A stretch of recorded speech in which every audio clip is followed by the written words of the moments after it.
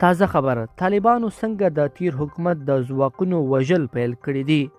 امریکا او نورو هیوادونو څنګه سخته اندېښنه ښودلې ده؟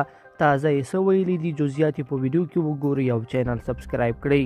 لیدونکو السلام علیکم.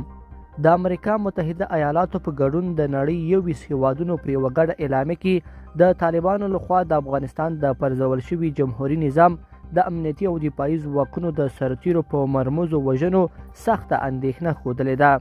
د دې ګډې اعلامیې په خپرولو کې آلمان، جاپان، برطانیه او ګڼ نور هیوادونه د متحدو ایالاتو ملګري دي. په اعلامیه کې له طالبانو څخه غوښتل شوي دي چې د عمومي عفوې په اړه پر خپلې کړې ژمنې ودرېږي.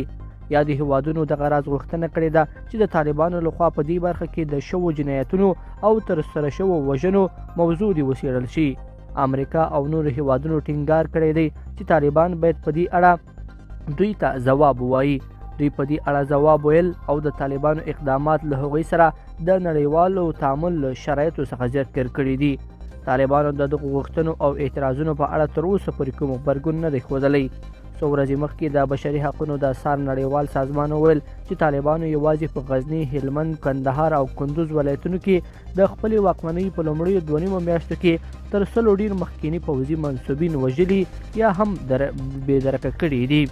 پرون د افغانستان د حزب وحدت مردم ګوند مشر محمد محقق طالبان تورن کړل چې په کندوز او دایکنډي ولایتونو کې د نوید خان آزادي او محمد علي کربلایي په نوم 2000 پوځي منصوبین وژلي دي. لیدونکو په دې هیله چې دا مطلب به مو تر پایه لیدلی وي. که مو ویډیو خوښه شوې ویډیو لایک کړئ او چینل سبسکرایب کړئ. تر بیا ښه وخت.